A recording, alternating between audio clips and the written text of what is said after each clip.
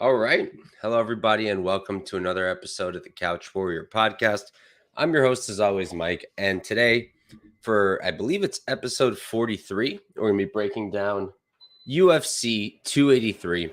Now, I was supposed to have a co-host today. I was supposed to be joined by, sorry, I'm like playing with my air conditioner. I was supposed to be joined by Wiz from Wiz Bets. Unfortunately, Wiz is stuck at work, so we're going to have to go on without him. But that's all right. I have you guys, and let's say what's up real quick. We got Prince of Mischief in the chat. What's up, brother? Papa Chuck, homie, what's good? And CT710, how's it going, my man? Thank you all for popping in.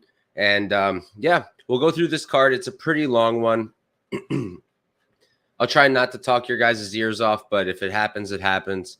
Took a few shots to pregame, but if it gets fun enough, maybe I'll take a few more shots. So let's see what happens. Feel free to comment at any time. I'll try to be very responsive because I am Dolo, but I do like talking fights with other people. So let's see how it goes. And let's see, anything important? Yeah. So quick before we start, tomorrow, which is Wednesday, 7 p.m., the panel is coming back. Me and my co-host, Patrick, from Addicted to Combat. We're going to be going on live with Gordo and Liam from Liam Picks Fights. That should be super dope, 7 p.m. Eastern time. And then on Thursday it's not 7 p.m. Eastern time. I'm sorry. It's late at night. It's like 10:45 p.m. Eastern time. Now, the next day, Thursday, we're doing Prop Talk. Me and my co-host, Propaholic, will be talking props on a Twitter space that we're doing now every week. So make sure to check that out. And yeah, I'll shut up now and let's hop right into the fights. So for this first one, we've got Daniel Marcos. Hey, wait, I got to pause this one. What up, Mr. D? Packing a bowl for the show? I already got one packed. So let's go, brother.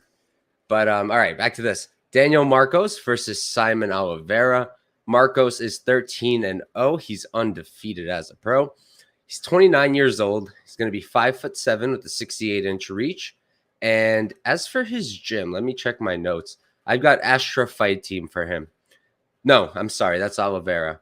For Marcos, I got Los Perros. So on the other side, we've got Saimon Oliveira. He's 18-4-0, 31 years old. He's going to be 2 years older here. 5'4". He's 3 inches shorter. And he's going to have a 67-inch reach. So he's giving up 1 inch in reach. All right. So when I first saw this fight, I was thinking Saimon. What was going through my head was before his Contender Series bout, Marcos hadn't fought, I think, since 2019, something like that. After that, he fought Brandon Lewis. Brandon Lewis, he's all right, but he's also very, very small for the division. So, yeah, did he look really good? Of course he looked really good. His striking looked fantastic. Slick front kicks down the middle. Good combinations. The leg kicks were good. He's got 7 knockout wins on his record. Never been knocked out. Striking defense numbers on that fight were very high, 73%. But, again, Brandon Lewis is a very short fella, and he was missing a lot because of the lack of reach. Defensive grappling also looks really good, 84%. But again, we're working with one fight where Brandon Lewis was struggling quite a bit. Now, Oliveira on the other side, I think he's the better fighter right now, all around. In the striking, maybe Marcos is slicker, but I think that Oliveira is going to land the better combos and the better shots. I also think he has the grappling and the BJJ edge. Now, here's my thing. Oliveira fights like an idiot. He fights like a damn idiot. And if he had better fight IQ, this is a no-brainer. Because he doesn't, I think Marcos is very live. Now, I did play Oliveira early on at minus 150. The odds have been moving around. He was like minus 190. Now it came back down. I think it's around the same as what I got. I decided not to track it because when I track it, I put on BetMMA, I put it on Twitter, and I'm tipping it to you guys. And I'm no longer happy with that bet. I would take it out if I could. I can't because BetOnline doesn't allow you to. But I don't want to hedge either because I do think he could still win. I'm just not confident in that bet. Now, on the feet, I think it's going to be close. At range, I see Marcos having an advantage. He's 3 inches taller here. The reach advantage does go to Oliveira, so maybe that height might not mean much. But I find that Oliveira, he's much better in the pocket than he is at range. So it's a tough one for me. I think the pick is going to be Saimon Oliveira because he's got 11 submission wins. He can mix in the grappling. It's not high level, but I do think he should win this fight. The only way I see him losing is if he does stupid things. Like if Daniel Marcos pushes him against the fence and rather than pulling an underhook and turning him around, he goes for a guillotine. That's the kind of thing I'm talking about. I know these guillotines work sometimes. Maybe against a striker like Marcos, it might work. I just don't love it. I think Oliveira wins. Not that confident in that pick. And okay, this is what I do want to talk about. So real quick, catching up with the chat. CT710 just took a dab. If I had wax, bro, so would I. My e-nail is sitting cold. Daz, let's go. Thank you for tuning in, my guy. And Nick Pepiard saying not impressed with Oliveira. Yeah, I get it. I totally get it. You run back the tape, and I could see that. I do think he's good. I just think that this fight's going to be really close. Now, what I did want to talk about is the total here, right? So let's pull it up. Under 2.5 right now is sitting at -113, right? We look at these guys. Marcos has 7 knockout wins. Granted, he's never been knocked out. He's never been submitted. Oliveira, 5 knockout wins, 11 sub wins. Granted, never been knocked out, never been submitted. So I understand why the line might be where it is. But if you watch stylistically, these two guys, it's violence. There's a whole lot of violence. Oliveira doesn't have the best striking defense. I could see Marcos landing really good shots. Marcos doesn't have much grappling. I could see Oliveira taking advantage, maybe getting a sub. I could see Oliveira getting a knockout. I think this fight is going to be violence. It's the first fight of the night in Brazil. The crowd is going to be going crazy, and that's probably the way I'm looking at it. I might end up getting there. Make sure you're following me on Twitter at Couch Warrior Pod. That's where I post all my picks as soon as I make them. But that's the look I'm thinking for this one is the under 2.5. And other than that, I don't want to do anything with it, and we're going to move on. This next one. All right. Oh, wait, no. I thought it was a different one. Okay. For this next one, we've got Luan Lacerda versus Cody Stamann. Lacerda's 12-1-0. He's 30 years old, 5'7" with a 73-inch reach, and he is training out of Nova União. He's got Aldo in his corner in his last fight. Apparently, they're training partners. I sure hope Aldo was training with higher level guys, but that's great for Lacerda. And yeah, let's hop right into it. So Lacerda's 12-1-0, 30 years old, 5'7" with a 73-inch reach.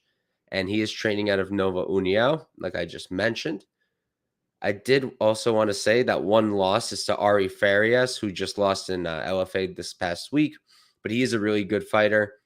And then on the other side, we've got Stamann, who's 25-1, 33 years old. He's 3 years older, 5'6". He's 1 inch shorter. He's got a 65-inch reach. So he's going to be giving up, what is that? 7 inches in reach, right? No, 65 plus 5 is 70 plus 8-inch reach advantage. Math is not my thing, guys. And Cody Stamann is currently training out of Extreme Couture. So for me, like my guy Nick is saying, I think violence is the way here. And the odds really surprised me. I don't think it makes sense to take a side here. Stamann, in my opinion, is the clear side. He should be the favorite. Should he be like minus, what is it, 3 something? I don't know. I really don't know. Minus 405. We don't have all that much to work with from Lacerda. There's not much tape, but he's good. He's not a bad fighter. He's faced okay competition, but mostly crap. I'll admit that. The competition isn't even close. Stamann's been in the UFC. Now, Stamann's wrestled D2 for Grand Valley State. Stamann's defended a ton of takedowns, especially against Marab. His striking, it's meat and potatoes, but that's all he needs. You know, You don't need to have some fancy striking. You got good striking. You got the basics down. You're a good wrestler. That's all you really need. So Stamann's really good all around. But I know people keep calling him a decision machine, and I get it because that's what the stats and what the facts show. But let's look at him recently, right? He's coming in with mean intentions, even when he got subbed. Like, and especially in the last fight against what's his Cub Swanson, right? It was Cub coming down to 135, I believe. I think I took a shot on Cub there. Talk about bad bets, huh? But no, not Cub. It was Eddie Wineland. Took a shot on Eddie there. But Stamann comes in violent. His striking, while not like super high level technique, he hits hard. He does have 7 knockout wins, and his wrestling is good, and he can do damage on the ground. Lacerda, I see everybody calling him sub or bust. I guess I kind of agree for this fight. I don't really see him getting a decision. He's not much of a knockout guy. He's never knocked anyone out in his entire professional career, not even the crappy guys he's been fighting. But his striking isn't bad. His jab is pretty good. The combos are pretty good. I like that it's down the middle. I think we're looking at a close fight because Lacerda, we're talking 8 inches in reach.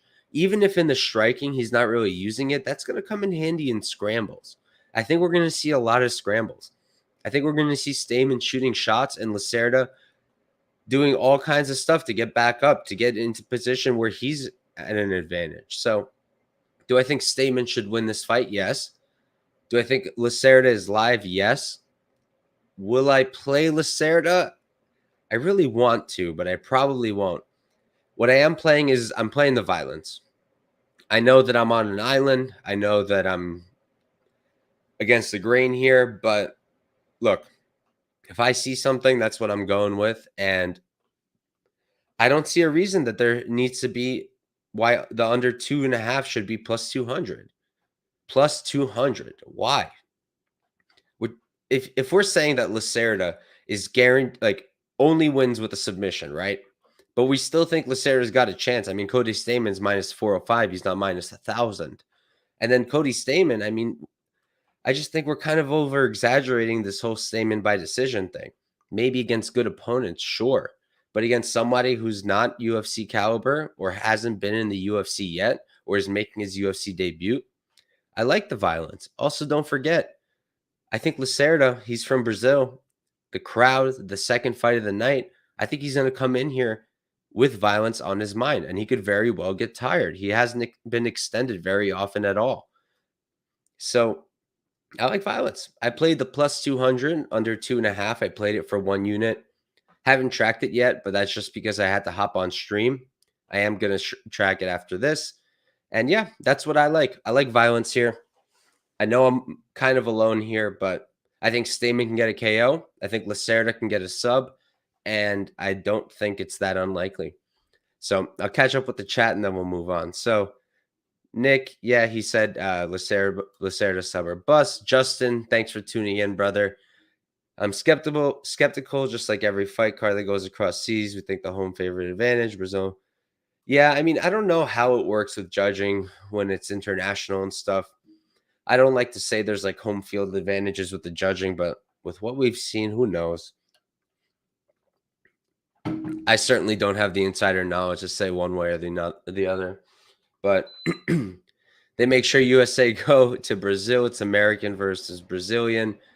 Yeah, a lot of matchups like that should be fun. Stamann with the T-Rex arms, absolutely, really, really short for this division.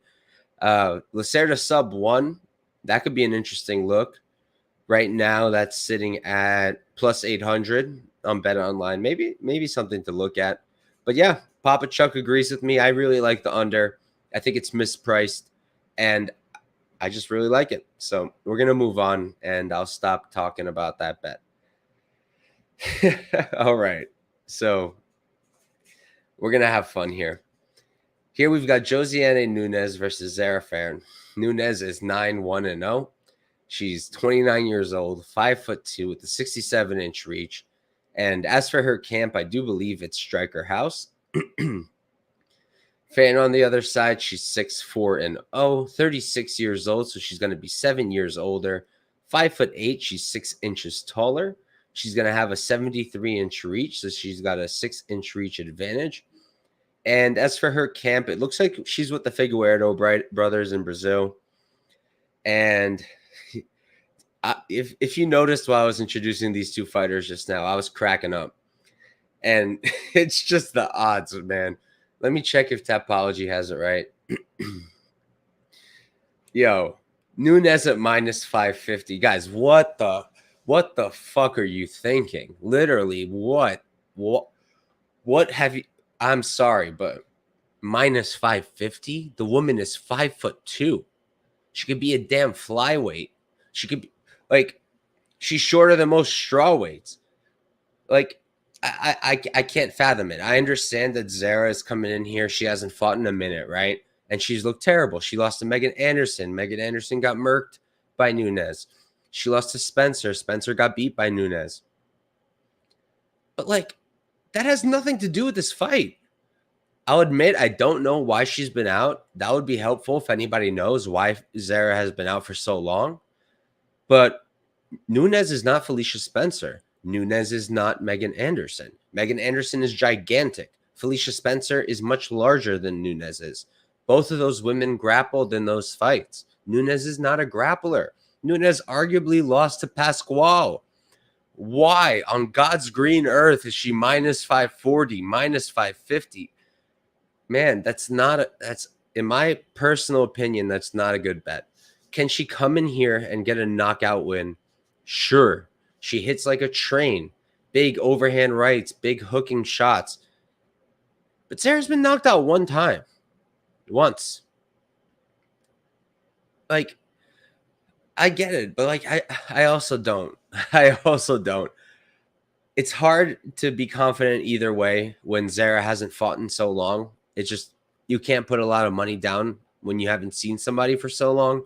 But at range, I really favor Zarah. I mean, I don't know how you can look at their tape and tell me that technically, like technique-wise, Nunes is a better striker. I strongly disagree. I think that technically it's Zarah Fairn who's got the advantage. Nunes, she's got the power, the pressure, that fierceness. She got that dog in her, the Yo Romero barking meme, but she's not super technical. And what if she can't knock Zarah out? How do you guys see her winning? If she doesn't get the KO, is she just going to beat Zarah with output? She could, but she's not the one with the big range advantage. She's not the one throwing straight strikes. She's not the one moving around a lot. This doesn't make a lot of sense to me, especially if you just think about the fact that Nunes arguably lost to Pascual. I understand Pascual grapples, Zarah Fairn doesn't, but I seriously don't get it. I know a lot of people are on the under here. I disagree with that as well. If I got a better price, I would play it. But this is what I'm going to do. I'm going to 1,000,000%. I'm playing Zarah Fairn by decision. Let me pull it up. Right now, it's plus 900 on Bet Online.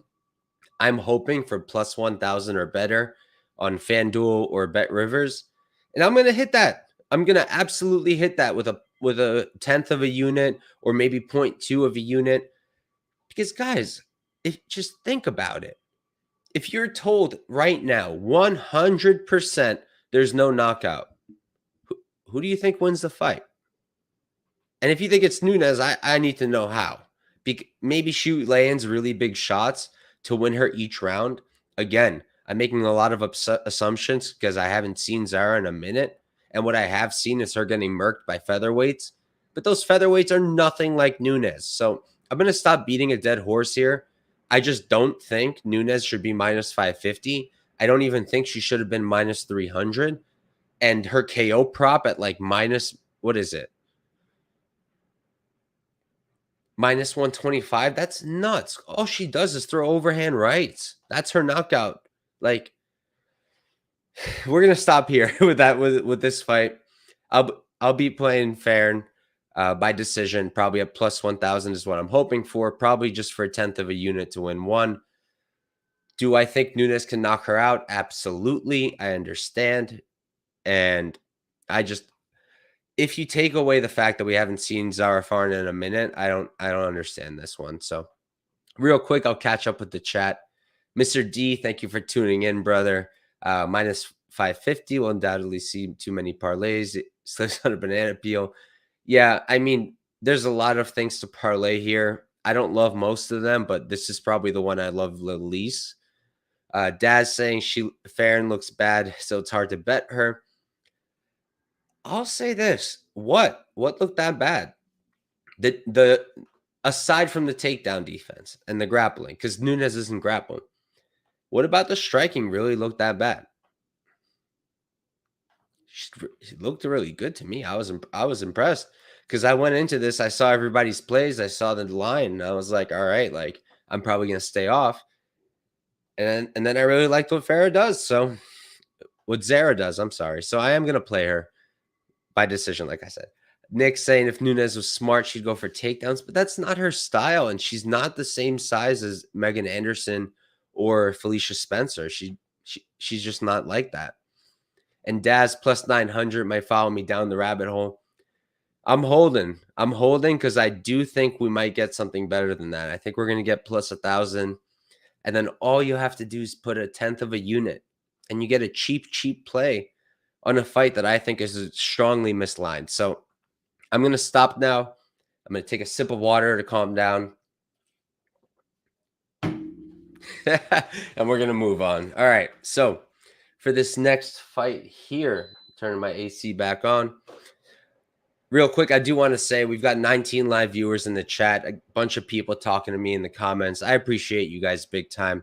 This is why I do it. I love talking to people about fights. So when you guys talk back to me, that's dope. If you disagree, if you think I'm a moron, throw that in there. I'm down to talk. I'm down to hear it. I'm not always right. I'm wrong a lot. I'm right a lot. So feel free to say whatever you guys are feeling when it comes to the fights. And we're going to move on. For this next one, we've got Warlley Alves versus Nicolas Dalby. Alves is 14-5-0. He's 32 years old, 5'11" with a 72-inch reach. And I do believe he's still training out of X Gym. Dalby on the other side, he's 24-1, 38 years old. So he's going to be 6 years older here. 5'11", they're the same height. 75-inch reach, so he's got a 3-inch reach advantage. And he is training out of, excuse me, Rumble Sports. So CT kind of saying it out loud. All the boys are on Warlley. And that is what I've been seeing all across Twitter. That's what I've been seeing mostly on Bet MMA. And I get it because I'm on it too.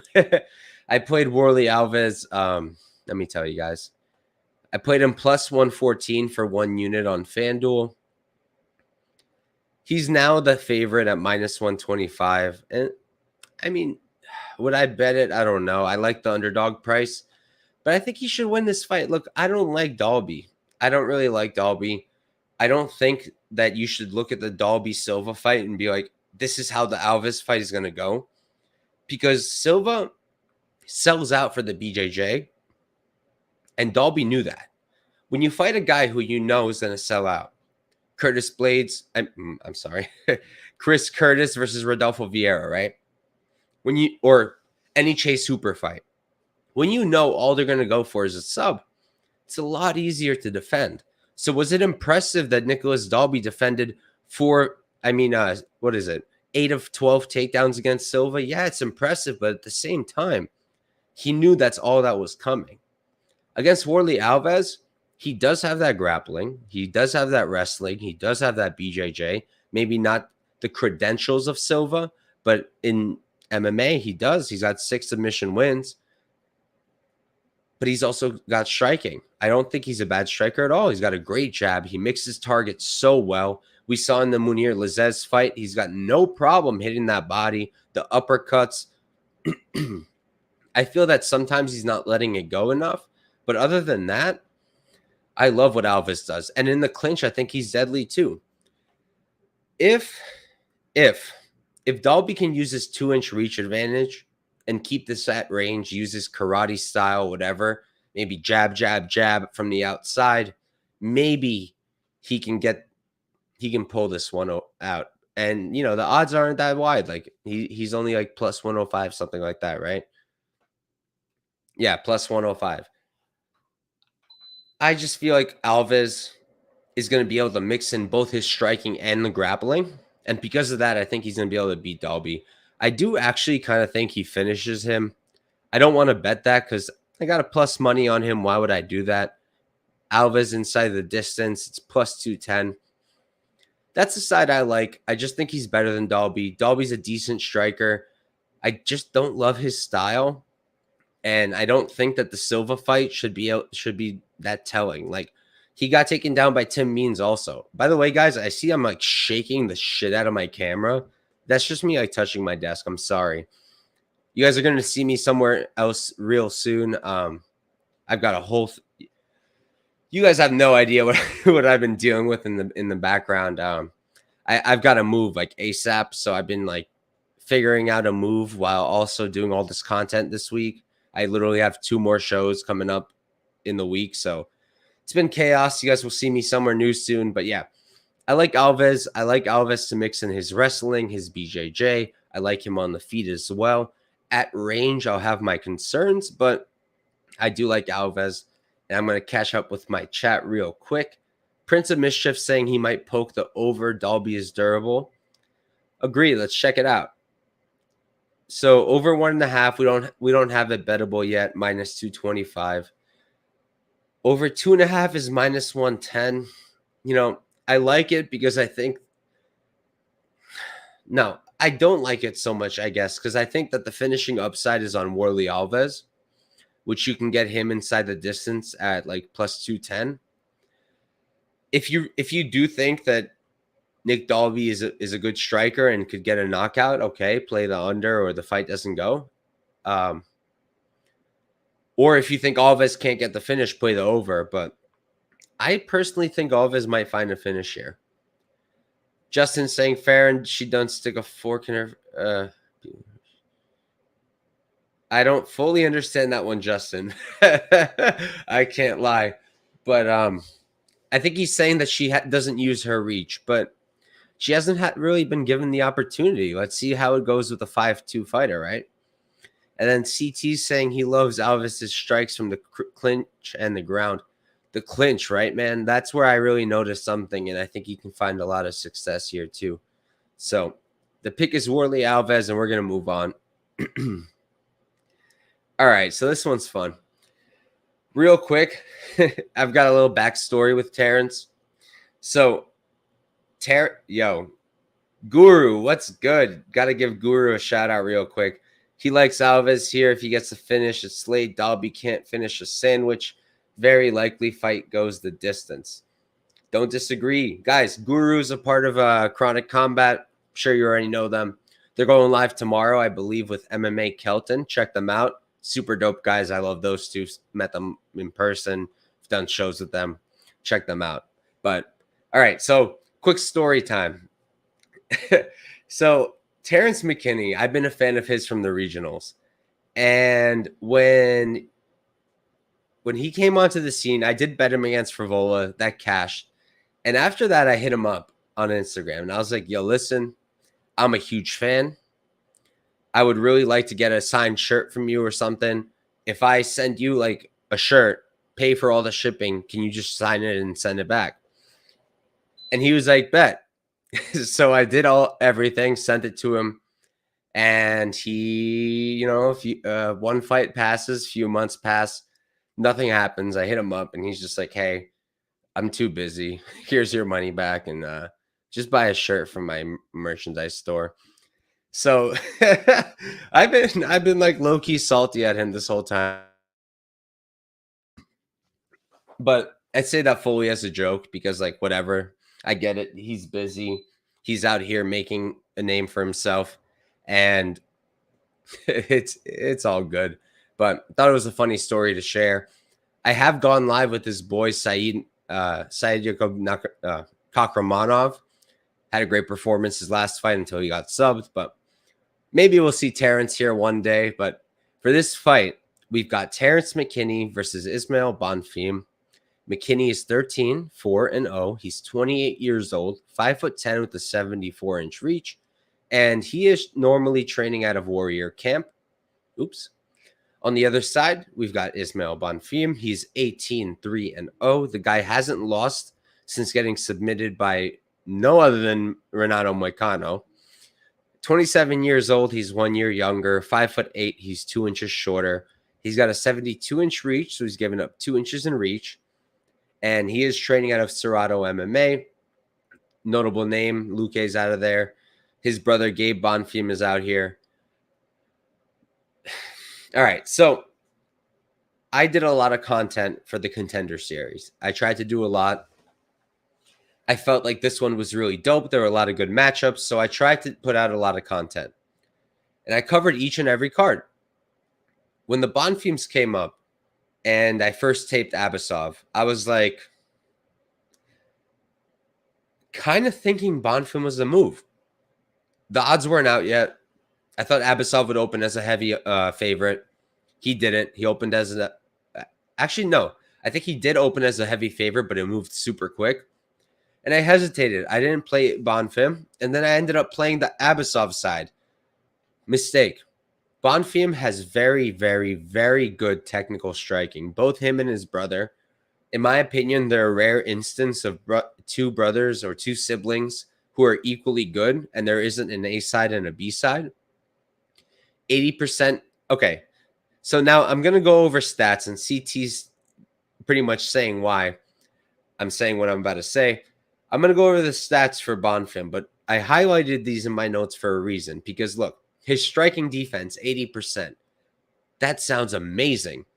But then you watch Abasov and you kind of understand, because Abasov only strikes like this. Moved my screen while doing my presentation. But that's essentially all Abasov does. So Bonfim, being a technical boxer, a good striker, he survived that. He defended himself with a nice high guard and that 80% striking defense. I don't think that number is going to look this way after McKinney. Now, as for the grappling, right? So, again, 100% takedown defense against just Abasov. Of course he knew Abasov was going to shoot. Abasov wasn't landing Jack Diddley squat.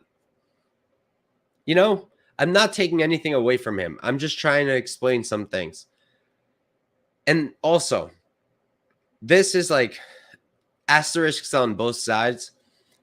Bonfim's been submitted 3 times. Now, granted, the last time that happened was in 2014, so almost 9 years ago, to none other than Renato Moicano. So, just because he's been submitted 3 times doesn't mean he has this huge issue with his submissions. And I promise you, since 2014, his BJJ has improved. Just go check out his brother. It's pretty clear to see. Here's the thing, though. I think McKinney is the real deal.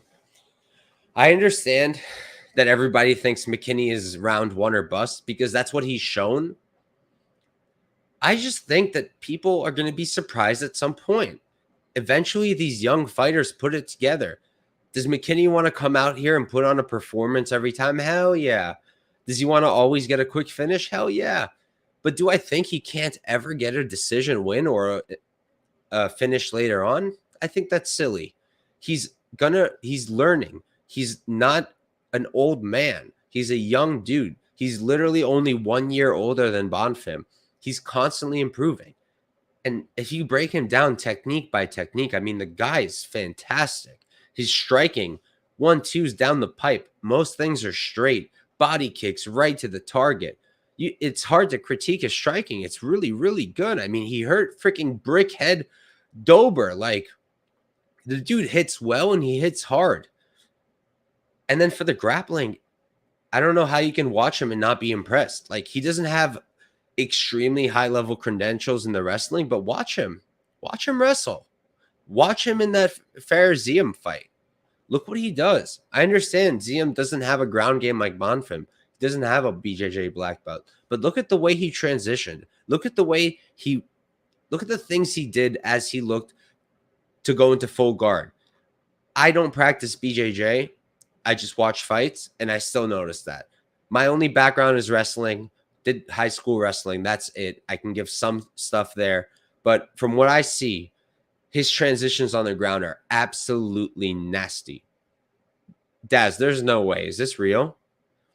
So Daz is saying that round 1, McKinney's plus 100, but round 2, it's plus 1,100. There's no way. There is no way.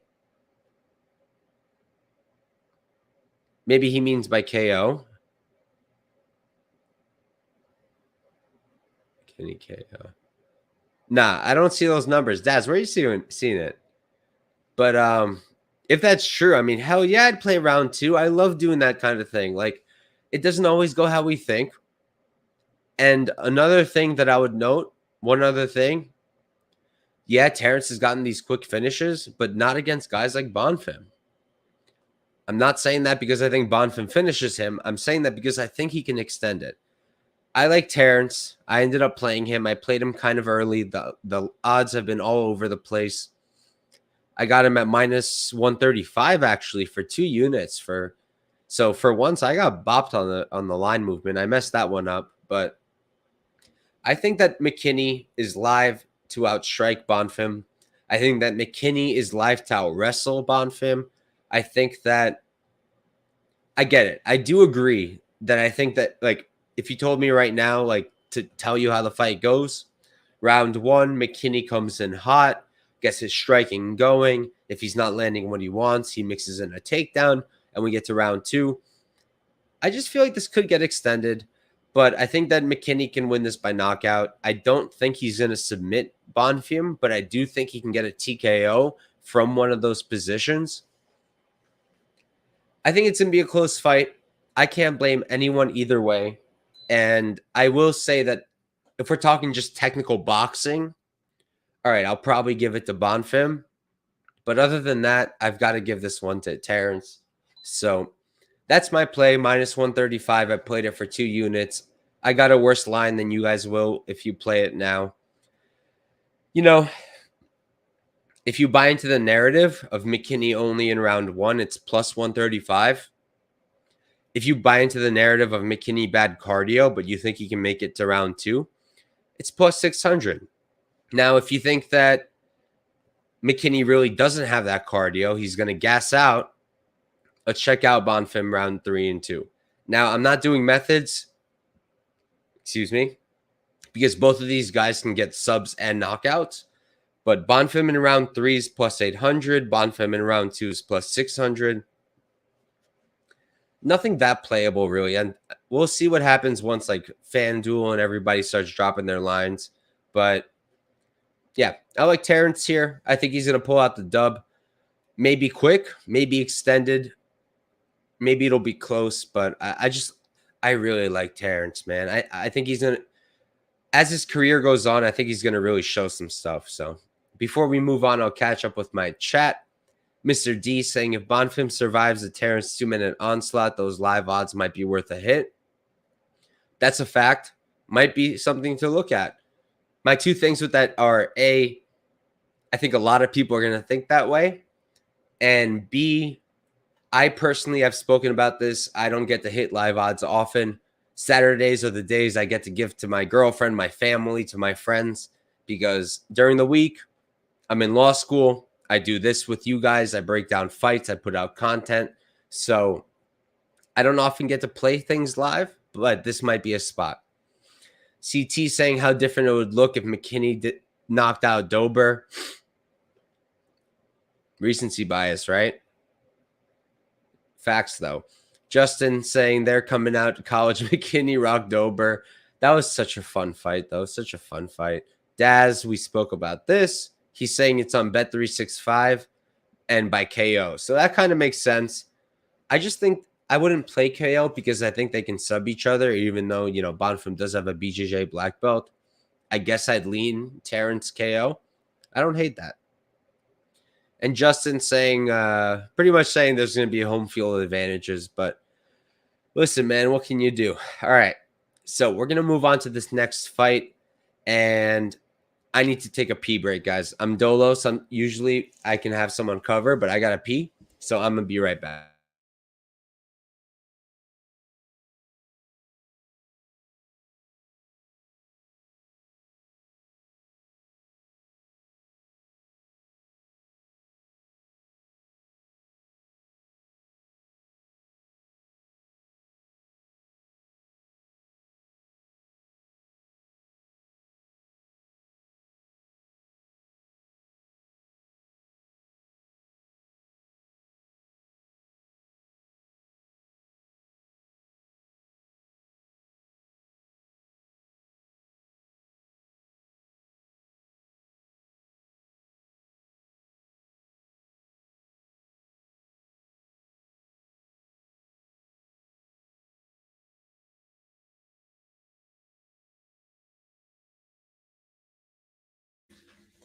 You guys are the best. Nobody even moved.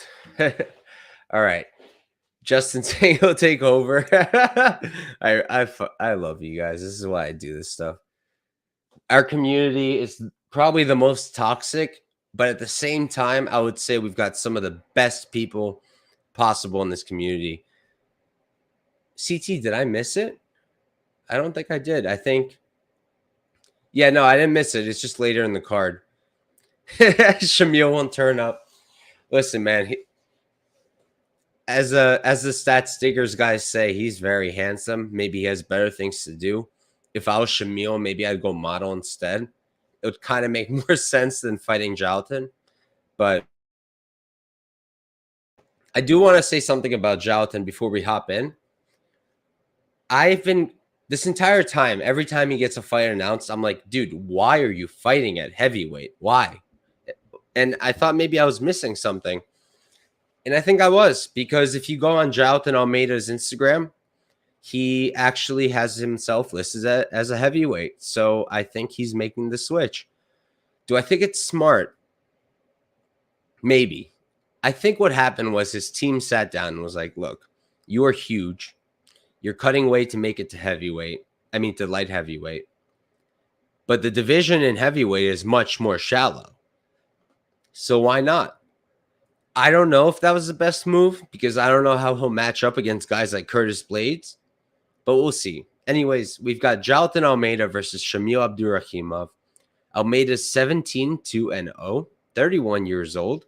He's 6'3" with a 79-inch reach, and I've got him training out of LG System. Shamil, he's 27-0, 41 years old, so he's going to be 10 years older here. 6'3", they're the same height, 76-inch reach. He's got a 3-inch reach disadvantage. And for him, we're also going with Tapology. So Paris of FT. I do know he's training out in Russia, I'm pretty sure. Look, I mean, what is there really to talk about here? Almeida's a minus 900 favorite for a reason. Excuse me. I think that, we need to slow down, because Almeida's coming up to heavyweight and we've seen him diddy bop people. I get it. But who, right? Nasruddinov, light heavyweight. Then he fucked up, what's his name? The Brazilian guy who's just a BJJ guy. Then he fucked up, what's his name? Turkaj, right? And before that was Parker Porter. Parker Porter, the greatest of all time, one of the first guys to fight John Jones. Okay, that's impressive. But the rest, I think we need to start looking at him, being like, all right, he's awesome, but who's he fighting? I'm not saying this because I think Shamil could win. I think Shamil is going to get murked. But here's what I am thinking. I'm thinking the over. I'm thinking the over 1.5. So we're going to pull up their records real quick. And Jailton in the UFC, I'm right. He's never gone over that 1.5 in the UFC. Not even on the Contender Series. He has not. Before that,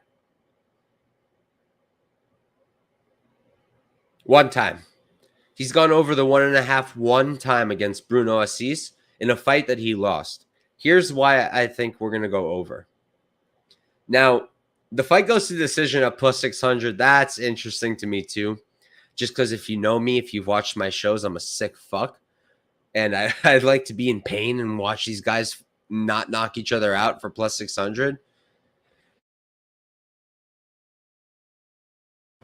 Sorry, guys. I'm high-key also sick. But over 1.5, it's sitting at plus 275. Look, how's this fight probably going to go? Jailton is a good striker, but he doesn't look all that comfortable. Shamil, he's a decent striker too. We're not talking about some scrub. Everybody's all about Tybura now that he beat Romanov. Who knocked him out? Shamil. He's also, I believe, if I'm not wrong, he has a Sambo background. I don't think that he's just going to be that easy to submit or just TKO on the ground. I think that Almeida is going to kind of have to work for it. So at plus 275, I put a third of a unit and call it a day. I kind of like that quite a bit. Can he finish him quick? Yeah, that's why we play this shit cheap. But I just think this is going to be a little different because, sure, maybe the numbers guys are calculating all this stuff. I'm no numbers guy. And they look at it. Shamil's been knocked out by Pavlovich in round 1, Dawkins in round 2, Blades in round 2. Curtis Blades is not Jailton Almeida. Pavlovich is not Jailton Almeida. Now, Chris Dawkins. I think Almeida would diddy bop, murk, kill, destroy, whatever you want to say. I think he would dominate Chris Dawkins. Getting knocked out by him, not a good look. Getting knocked out by him that early, not a good look. I just think that Almeida brings a different kind of game. He's not coming in here with quick strikes like Dawkins to box. He's going to be looking to use his strikes to grapple. So, Almeida domination is the pick. I won't beat a dead horse. But the play that I'm going to be looking at is the over 1.5 at plus 275. I think that might be pretty good. Real quick, just going to catch up. So the fellow's already talking about a later fight. And then Kiarix, my guy. MMA Gurus Live, got to go.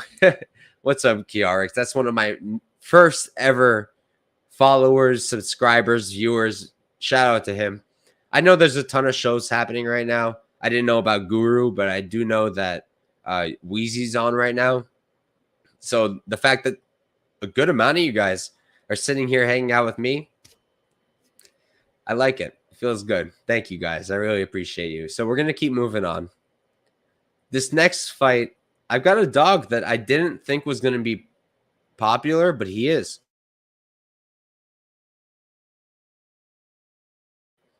I don't know what I'm sick with. It's not COVID. I've tested like 6 times, but this shit sucks, man. Not a fun sickness. But all right. We've got Gabriel Bonfim, the older Bonfim brother, versus Mounir Lazzez. Gabriel is 13-0, undefeated as a pro, 25 years old. He's 6'1" with a 73-inch reach, and he's also training out of Serrato MMA. Lazzez, on the other hand, he's 11-2-0. 35 years old, which actually surprised the hell out of me because I did not know he was that old. He's 10 years older here. 6'1" with a 76-inch reach, so he does have a 3-inch reach advantage. And for him, I've got him training out of Cobra Fitness. Seems like it's in Dubai, so don't know much about the camp. Can't really talk about it there. But let's talk about this, right? So let's look at Bonfim first. If you actually go back 3 fights to his first LFA fight, this is a dog. Dude was a dog. And obviously he proved that shouldn't be the case. But in that fight, it was against Alberth, I believe. Alberth is 5'9", nowhere near the striker of Mounir Lazzez. And he knocked down Bonfim in round 2. Now, you'll say, okay, it's just one fight. It's not. It's not just one fight. Look at Dana White Contender Series. You got a long guy in Trey Waters. I looked it up. Slightly longer reach than Lazzez, similar height, slightly taller. What was happening in that fight? If you don't remember, run it back. This is what was happening. At range, who was laying the strikes that looked good, clean, and like they hurt? Waters, Trey Waters. In close, who had the more technical boxing? Bonfim. Who had the better body shots? Bonfim. Who could mix in the grappling when they needed to in that fight? Bonfim. I just don't think Lazzez is the same creature. I think that Lazzez is... People are just really just taking this... If he never lost to Warlley Alves, I think this line would be way different. You look at his last fight, right? Against Angelusa, right? He looked fantastic. The output is there. Everything we saw in the Hassan fight is back. He's the same guy. Nasty at range. Nasty in close. Good knees. Good elbows. Like I said, the output is fantastic. The combinations, he mixes everything together. He also goes to the body. He can wrestle. He's got his own offensive wrestling. He did in the Al Hassan fight. Not really what he does. His defensive grappling, 71%. Never been controlled for more than a minute and a half. But again, against who, So I personally like Lazzez quite a bit here. I think that as long as he doesn't get taken down, I think on the feet it's going to be very close. I think when we're in the pocket, it's going to be Bonfim. But I think that when we do enter the pocket and Bonfim starts landing, I think Lazzez is going to do what he does, and I think he's going to grab that neck and he's going to start kneeing.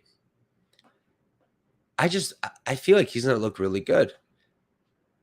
If Bonfim wants to dominate here, if he wants to win this fight, I think he should grapple. And he should mix it in because his wrestling is very good. He's a high-level BJJ black belt. He's got 10 submission wins. Can Lazzez be choked out? It's never happened, but it could happen. So I like Lazzez. I played him as the underdog. I got him at plus 150 for 1 unit. I think that if you look at the striking, right? Technical boxing goes to Bonfim.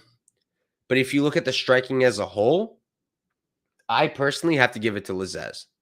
Because at range, I think it's Lazzez. Knees, kicks, elbows, I think it's Lazzez.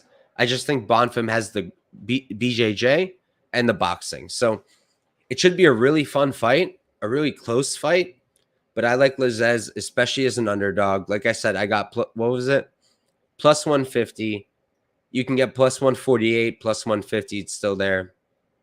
I like that spot. So real quick, I'll catch up. Daz saying he's still watching. He must have like 14 screens. Justin, some people are going to do 2 dates, same restaurant. Or perhaps going to use the Hey, I don't care, guys. As long as you're watching me, I could care less.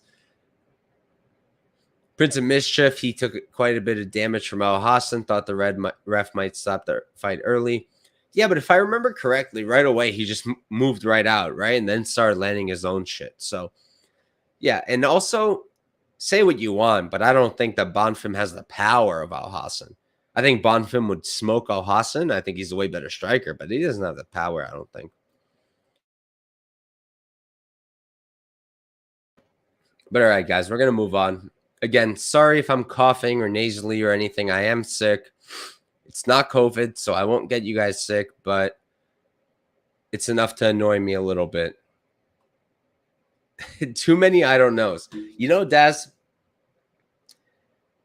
I kind of noticed that myself. I think I got to a point where I've really wanted to just be very like on point, like only make a pick that I'm confident in when I'm very confident. And that's how I'll be still betting wise. But I got to say, I don't know, Les, because I know. I study this shit. I tape this shit. I do know. So thank you for calling that out. And I have thought about it myself. But regardless of I don't knows, I think Lazzez should win this fight. There's some disadvantages like the grappling, the age, which I don't think will play much of a factor.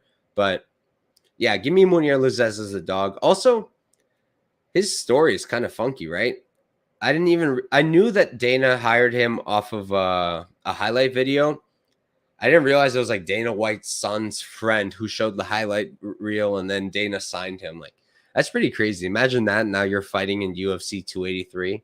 But all right. Now we've got a fight that a lot of people have been asking about in the chat, been talking about in the chat.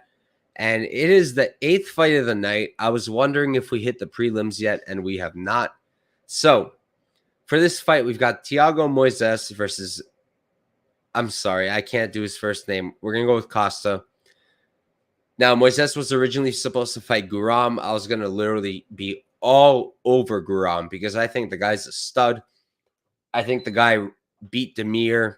I think the guy might have beaten Mateusz Gamrot. It really depends how you score it. But against Moises, I thought Guram was going to murk him. Now, Costa is not Guram. So, Moises is 16, 6-0, 27 years old. He's 5'9" at the 71-inch reach, and he's training out of American Top Team. Costa, on the other side, he's 19, 5-0, 26 years old. He's going to be 1 year younger. 5'10", he's going to be 1 inch taller, and he's got a 73-inch reach. So he's got a 2-inch reach advantage, training out of Shoot Box. I don't think it's Diego Lima. I don't know the full extent of the differences there, so I'm not going to sit here and pretend. But, all right, so Moises is a big favorite, and it makes a lot of sense. Moises has fought really, really tough guys. He's fought guys like Alex Hernandez, Islam Makhachev, Bobby Green, guys who have been around, guys who are tough. He's beaten them. Costa, he's been a Brazilian regional scene guy for a minute. He had an LFA main event against. I have it in my notes because I broke down that fight too. He had a main event against what's his name? Hold up. All right, I'm gonna pull up his record instead of my notes for that one. But I know that in his last fight he beat Junior Melo. Junior Melo is a very BJJ savvy guy, but the difference between him and Moises is Moises is a much higher level BJJ guy than Melo, and B, his striking is better than Melo. Now, the loss he got, Costa, the one that I was thinking of, was Italo Gomez, LFA. This was in 2022. And Italo Gomez is really good, but you saw Costa kind of struggle with the grappling a little bit. You kind of saw that his takedown defense needs work. He got taken down by Italo quite a few times. He does have nice sweeps of his own. He's got a decent game from bottom, but he gets stuck, and you don't really want that. His striking is pretty good. He's got a nice 1-2, goes to the body good combos. I like it. I like the jab. Really good counters. Output is there. 7 knockout wins, never been knocked out. Now, Moises, really good boxing as well. Very technical. Very slick in the pocket. I wouldn't say he's like some high technique striking guy, but his boxing and his Muay Thai is very, very good. He's got a pretty good high guard. He does get hit a little bit, but his BJJ is legit. 7 submission wins. I mean, he's been really good. And like, you look at his UFC losses, right? All of them are fairly excusable. You've got Beneil Dariush, decision 2018. Dariush is literally a top 3 guy, and I think he's fighting Charles next. Damir Ismagulov, decision loss. I know Damir lost to Arman, but that's Arman. Damir's an animal. Lost to Islam, our champion, makes sense. And lost to Yoel Alvarez by KO. That might seem bad to some people, but I played Alvarez there. I thought he had a striking edge, and he proved it. So I think this is what I think for this fight. I think that Moises is the more technical guy in everything. In both the striking, in the BJJ, he's more credentialed, he's better. I just think that I think Costa's going to make it close-ish, and I just don't think it's worth betting that price, like minus 335. If he doesn't submit Costa quick, or if he doesn't knock out Costa quick, neither of which I really think happens, you're going to be stressed. Costa's pretty good. He's decent. Now, the pick is Moises. Probably Moises by decision. I don't think I'm going to play this any which way. I'm looking at the totals right now. That's what I do want to see. Over 1.5 is minus 200. That I might parlay. I might parlay the over 1.5 because I don't see Moises subbing Costa, and I don't see him knocking him out. I think people are going to see that, wow, Moises is a level ahead. Costa's still a good fighter. And we're going to move right along. My freaking guy. The Brazilian Barack Obama. All right. So, I've been on the Greg train forever. I think I've bet him every single fight he's had in the UFC. I was pretty damn tight when we lost that decision to Petrosian. Didn't think we lost that fight, even though Rodriguez fought like an idiot. Look, in this fight, all right, I don't think I even introduced them. I think I just jumped right in. So let me introduce them first. We've got Gregory Rodriguez versus Bruno Ferreira. Rodriguez is 13-4-0, 30 years old, 6'3" with the 75-inch reach. And I've got him at Sanford MMA, my favorite camp. Ferreira is 9-0, undefeated as a pro, 30 years old as well, which is crazy because Rodriguez looks like he's 47. 5'10", so he's going to be 5 inches shorter, 3-inch reach disadvantage at a 72-inch reach. And I do have him training out of Evolution Thai MMA. So look, I taped Ferreira for his Contender Series fight. I don't really remember who I bet, but I rewatched it. I watched his tape. He's cool. fun, exciting. He'll be around, I think. But he's not super technical. Wings all of his strikes. Just always looking for that big hit. Very explosive, but like he needs it at close range because he's often at a disadvantage in reach and height. I will give him credit because the guy, if you look at his career, even on the regionals, he's often fighting guys who are much, much, much bigger than him. So he is used to having that reach disadvantage, that height disadvantage, but I just don't think he's technical enough for this fight. I think that he's very hittable, and I think that if he doesn't knock out Greg, he's fucked. Look, Gregory Rodriguez is hittable. He has shown issues with his chin. He's been hurting, I think, in like every single damn fight he's had, except the Marquez fight. He's been knocked out by Jordan damn Williams. So there's concerns, right? And there's ways that Ferreira could certainly knock him out. But when you watch it back, like if you think that he doesn't get knocked out, Greg, like me, I don't think that happens. I don't see anywhere Ferreira wins. Ferreira's a BJJ black belt, but he's not a BJJ black belt like Rodriguez. 8-time national BJJ champion in Brazil. We're talking about a guy who is legit. And you can see that in the UFC. I think he's got the wrestling edge clearly here. I think he has the Brazilian jiu-jitsu edge clearly here. And the striking, honestly, I give to Greg also. I really like his boxing. I really like his striking. I really like the work on the feet. I don't love when he falls in love with the striking and gets hurt, but I think this is a fight where he's going to be okay. I did two things with Greg. I parlayed him. We haven't spoken about either fight, so I'm not going to say just yet, but I did parlay him at minus 350 and minus 335, and there are better prices out there. It's just the books that I had available for what I wanted to do. But yeah, Greg is the pick.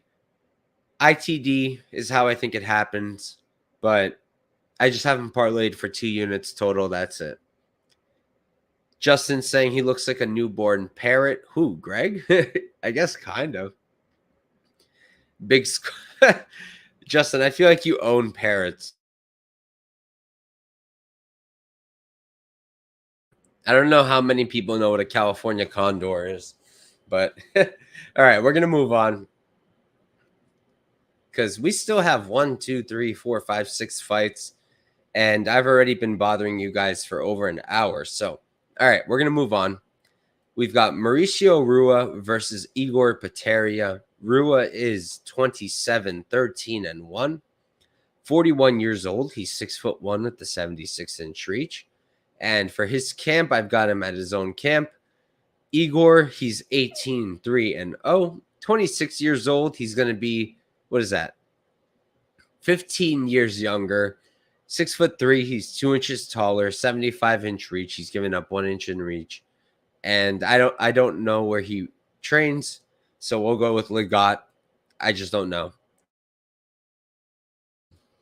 Look, this is like I can't believe they're even making this fight, and it's a reschedule too. So like they lost this fight, had the opportunity, just let it go, and didn't. So now we have to break it down. All right. I don't think you should bet either side. I like Igor. I'm a little biased. He's Ukrainian. I'm Ukrainian. Got to rep each other. Love it. But competition's very limited. Cardio's very limited.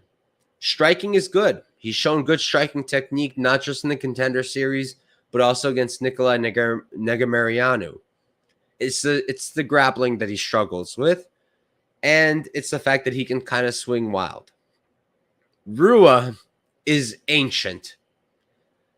I mean, the guy's older than my 99-year-old great aunt. Like, it's just, you watch him fight, and like, my guy is ancient. He doesn't fight well. He still hits hard, but he's also very hittable. He can get his own finishes. I mean, he finished what's-his-face in 2019, I think. Blanking on the name. Big fella. Been killing it lately. Tyson Pedro. So, like, I don't think he's out of it. The way I like this one is the under 2.5. That's the thing I like. It's sitting at minus 210 right now, under 2.5 at Bet Online. I don't know what the other sports books are going to offer. But what I did was I parlayed that. I parlayed that with Gregory Rodriguez. I got that for minus 111. I played it for 1 unit, and I like that quite a bit. I think that Igor just isn't quite UFC caliber, but hits like a truck. And I think that Rua is way too old, hittable, but also hits like a truck. So I do think we're going to get a finish here. I like the 2.5, and that's the way I'm going to stick with for this fight.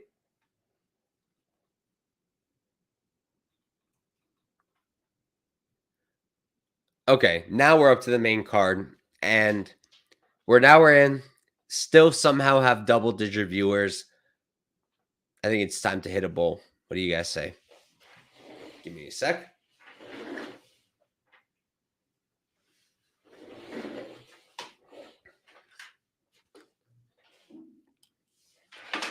If I cough like a bitch, I'm sorry. I do my best.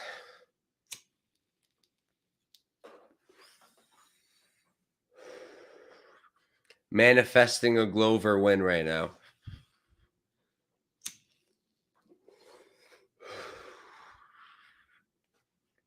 Manifest. Glover Teixeira wins.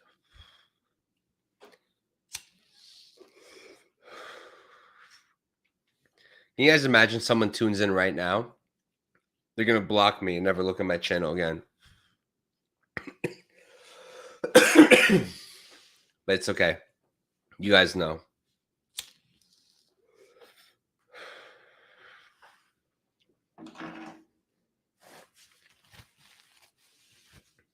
All right.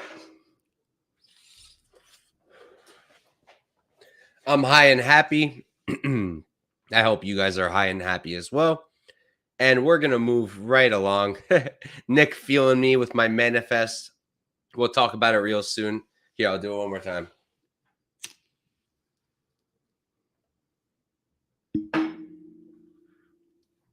Glover Teixeira.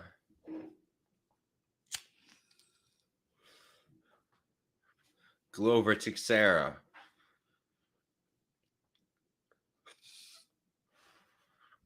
Glover Teixeira.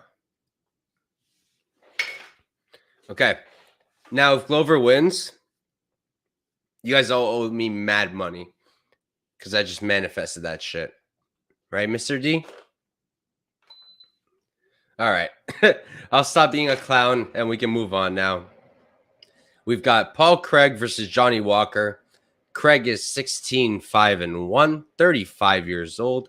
He's 6'3" with a 76-inch reach. And for his camp, we're going to be going with Scottish Hit Squad. Johnny Walker on the other side, he's 19-7-0, 30 years old. He's going to be 5 years younger. 6'6", he's going to be 3 inches taller. 82-inch reach. He's going to have a 6-inch reach advantage. And he's actually, as far as I know, he's a tri-star right now, which is an interesting camp for a guy like him. Look, the first thing I'm going to say is I don't have a bet here, and I'm just not going to. What's the most likely outcome? Fight doesn't go the distance. And what's that sitting at?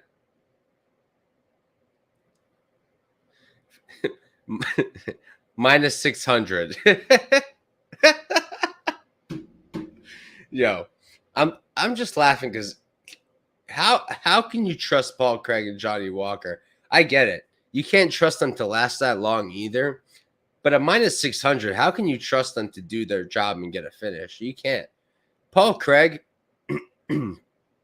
one of the best Brazilian jiu-jitsu guys to hit the MMA octagon in the UFC. For sure, with zero doubt. But the guy can't strike. I thought it was decent, but it's really not that great.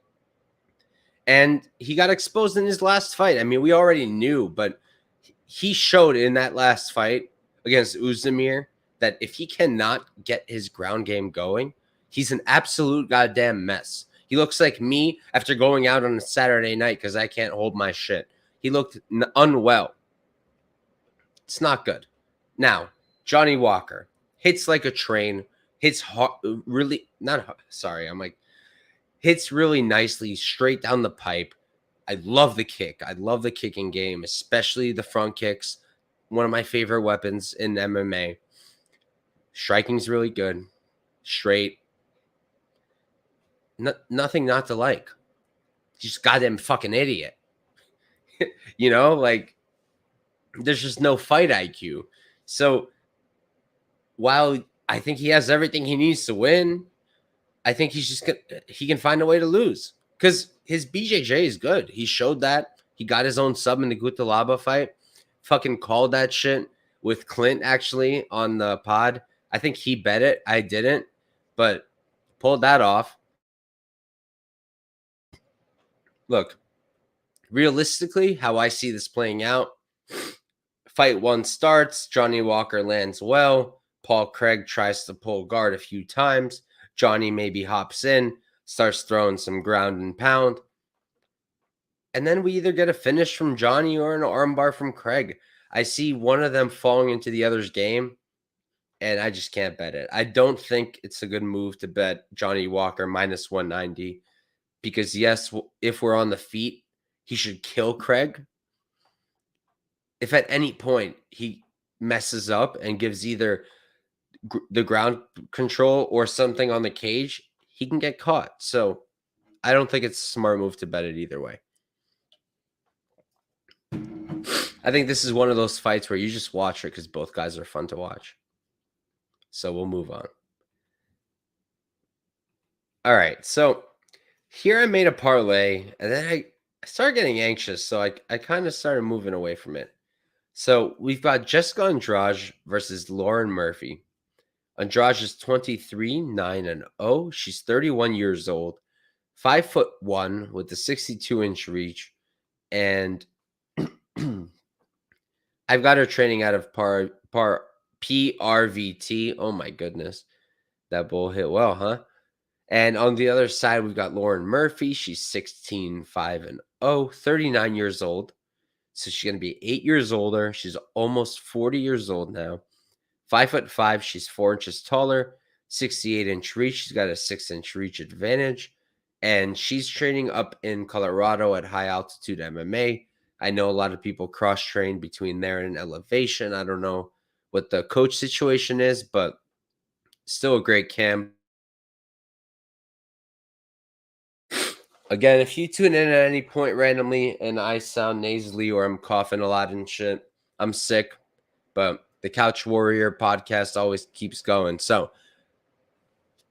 full honesty, full transparency, I thought Andrade at first was just going to dog walk Murphy. That was my first read. As soon as I got to see some tape, I parlayed her and Gilbert Burns. So we'll talk about that soon. And then I sat down and I started taping it more and more. And I don't know, man. I think this might be a close fight. Jessica Andrade, she's legit, yes. But we're talking about up a weight class, right?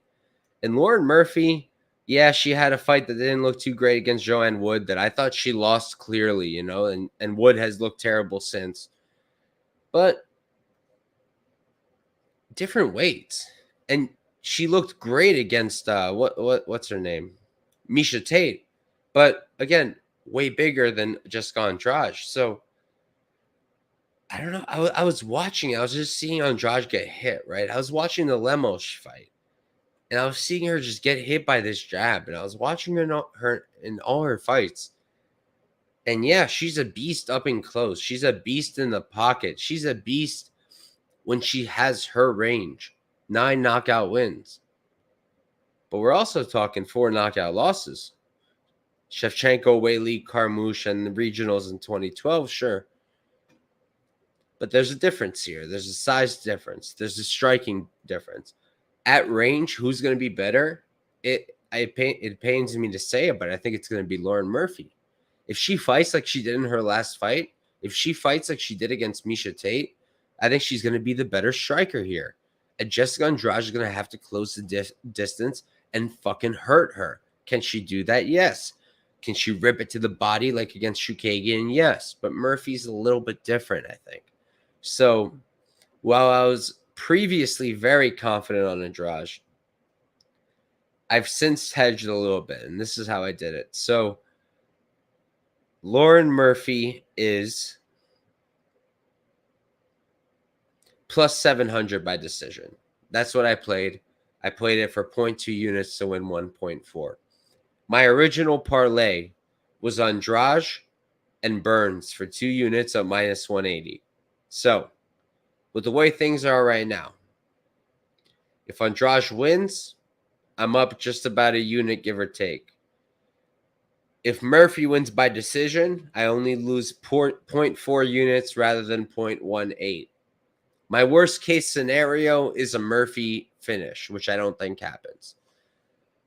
I would stick with Andrade. I just think that this fight is going to look really different than we kind of expected to. Like, Lauren Murphy is not easy to finish, and Lauren Murphy is going to be much larger, and Lauren Murphy is the one who's throwing the straight strikes here. So while my bias says Andrade because I've already parlayed her, I think this is a fight where you got to be careful. So my official pick is going to remain Jessica Andrade, but I'm almost completely hedged out of this fight because I think that Murphy at range is going to look really good. And I think she is going to be landing on Andrade quite a bit because Lemos is much smaller than Murphy, believe it or not. I didn't believe that.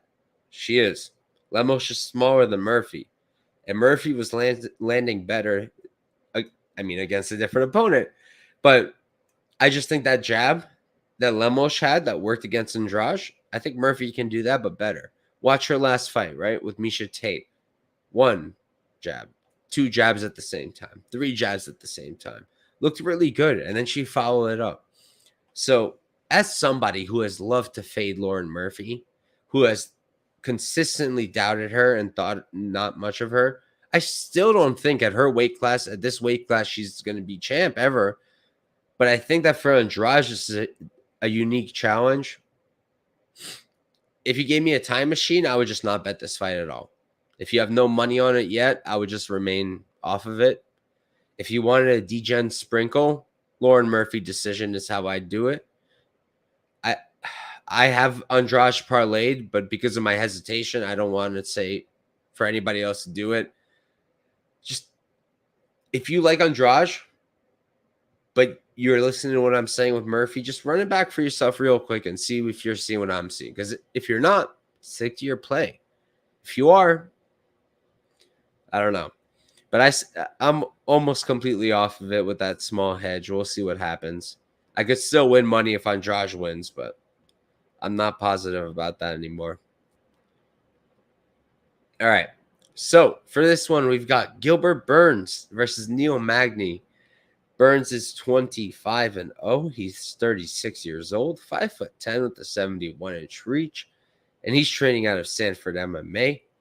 Magny on the other side, he's 27-9-0, 35 years old. He's actually 1 year younger, 6'3". He's going to be, 5 inches taller, 80-inch reach. He's going to have a 9-inch reach advantage. And Magny's training out of Elevation, so this is pretty similar to me with the last fight, right? So I parlayed Burns and Andrade early, minus 180, 2 units, whatever. And then I watched the tape and I was like, damn, maybe it wasn't the best move. Because Burns, we all remember that Khamzat fight. And I wrote about it on Twitter. Like, this is one of the most fun cards to break down because you got to watch all these fights like Khamzat Burns. You got to watch Jerry Glover. You got to watch Figgy Moreno. Name which one you like best. So many good fights. But we remember that Gilbert Burns Khamzat fight, right? Could be maybe a little bit deceiving. I ran back the Stephen Thompson fight. That was one I was thinking about because I bet Thompson.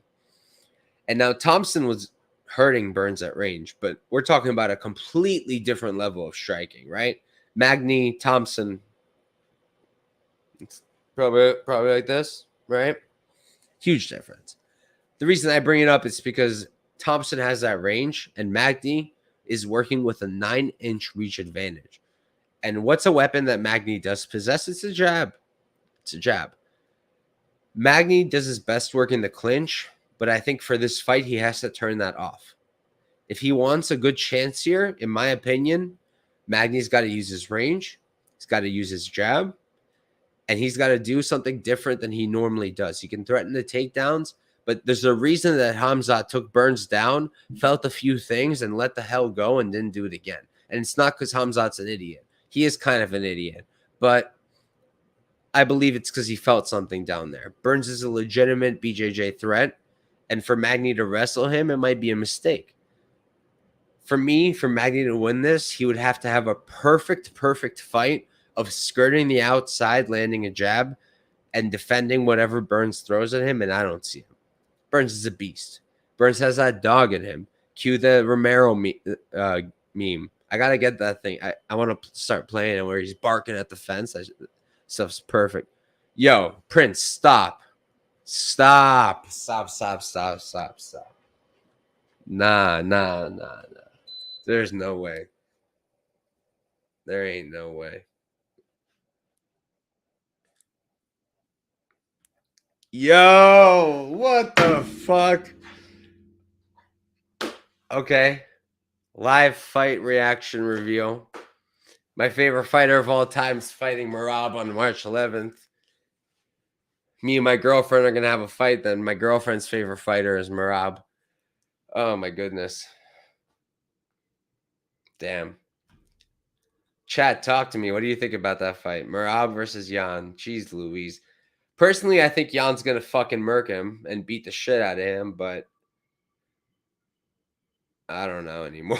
I don't know anymore with these judges. I mean, Jan has the better striking, zero doubt.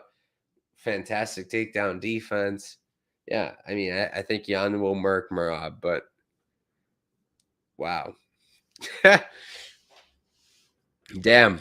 Props to Prince of Mischief for throwing me the fuck off. I did not see that coming right now. I'm over here giving my stream. Find out my boys fighting. I got a Peter Yan t-shirt, man. Jesus.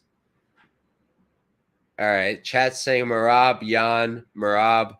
What do you guys think it'll be lined at then? What do you think?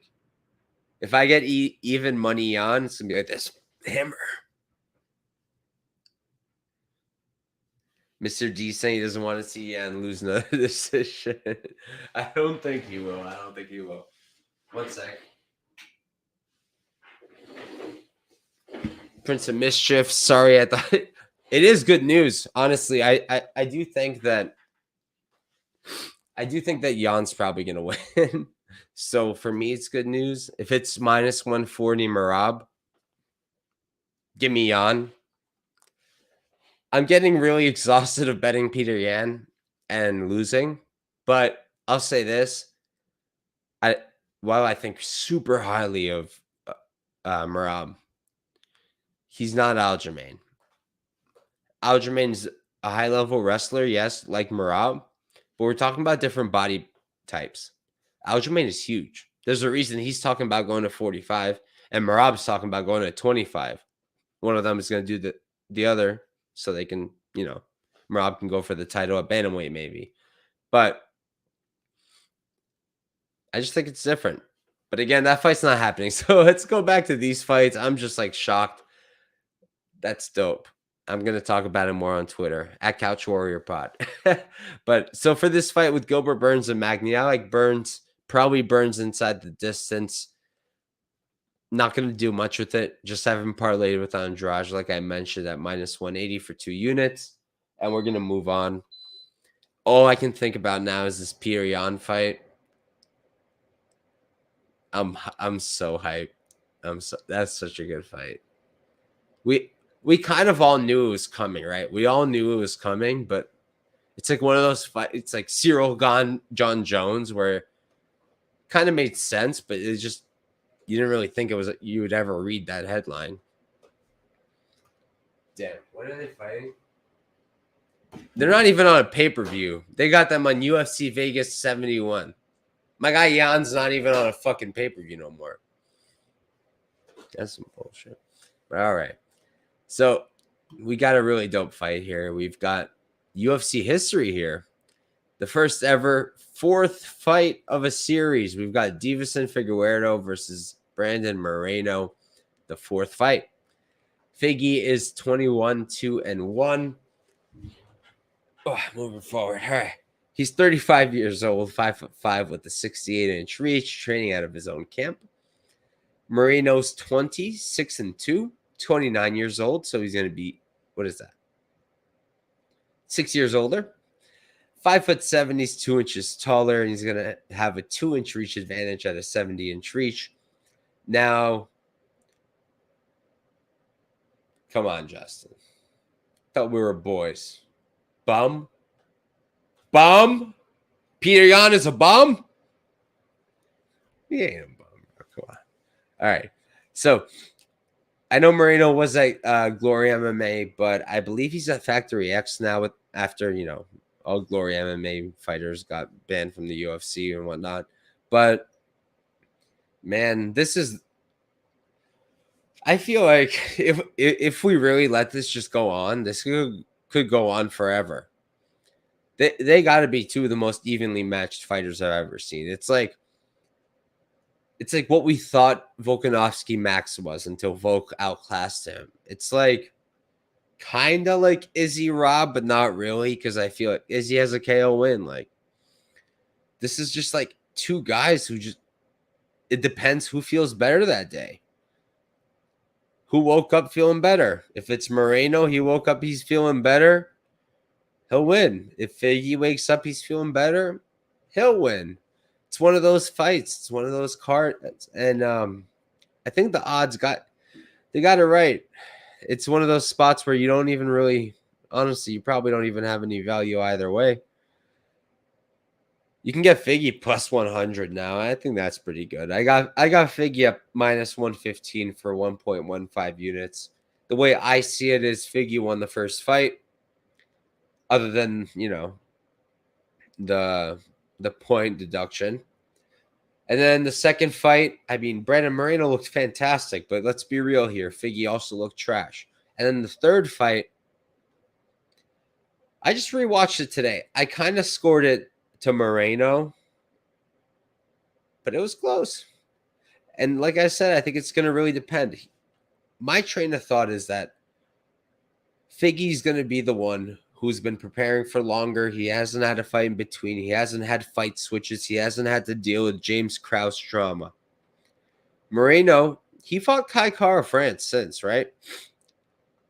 As a Moreno fan, let's be real here.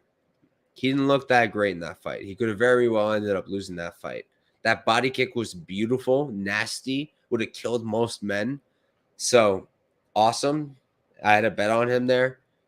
But to me, it showed some weaknesses. I think that Figgy in the third fight showed that he can fight conservatively. The one thing he has to figure out still is moderating that power, right? You watch the first fight, big power slows down. You watch the third fight, not as much power. Moreno looks to hit harder, but more output from Figgy, more combos. So, I don't know, man. Like I said, I have a bet on Figgy. I think he's going to edge us out. He hits harder. He's more impactful. And with the judging the way it is, I think that Figgy will probably end up just looking better to the judges. So, I'm on Deiveson Figueiredo. Super, super close fight. Won't be sad if Moreno becomes champ again. I mean, the guy's awesome, but that's just the way my gut's going is Figgy. So we're going to move on to the next one. And our main event of the evening. I just can't. This is literally what I just keep looking over at. Prince of Mischief ruined my stream over here. I'm going to have to come off of this stream, go to my Peter Yan shrine and start praying. No more split decisions. No more split decisions. No more split decisions. No more split decisions. That kind of thing. All right. So here we've got Glover Teixeira versus Jamahal Hill. Glover is 33, 8-0, 43 years old, 6'2" with the 76-inch reach. And he's training out of his own camp. Sarah MMA and fitness guys. Got guys like Alex Pereira over there. Jamahal Hill, he's 11-1-0, 31 years old, so he's going to be 12 years younger here.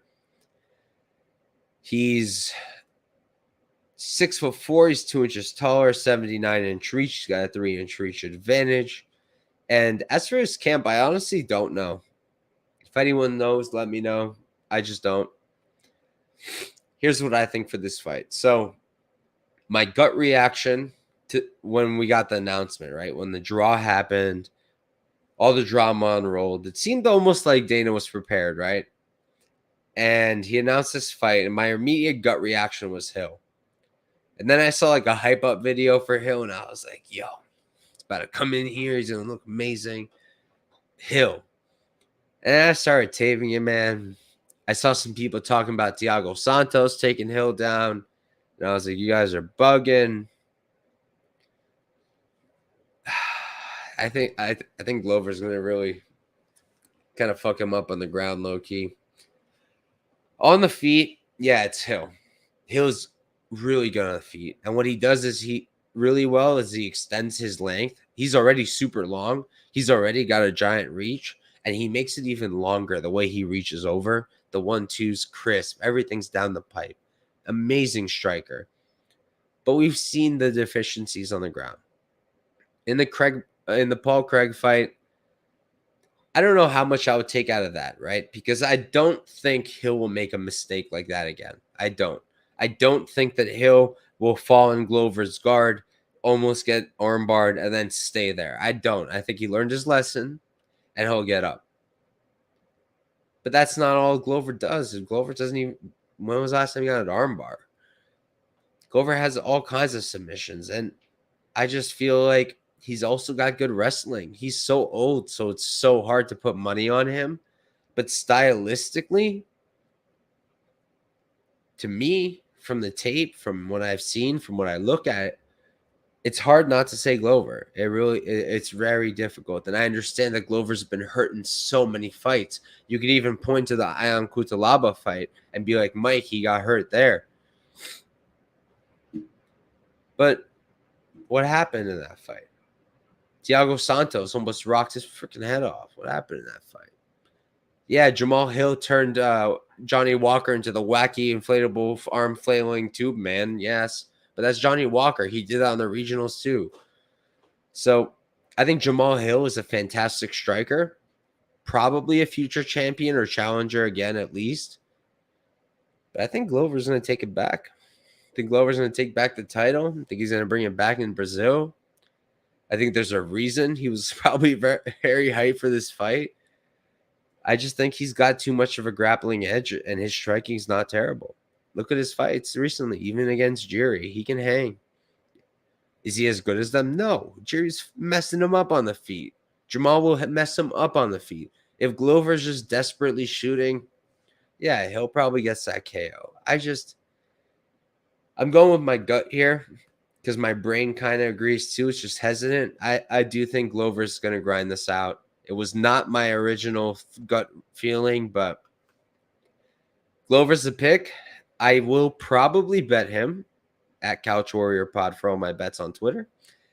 But right now, best you can get is plus 115 on Caesars.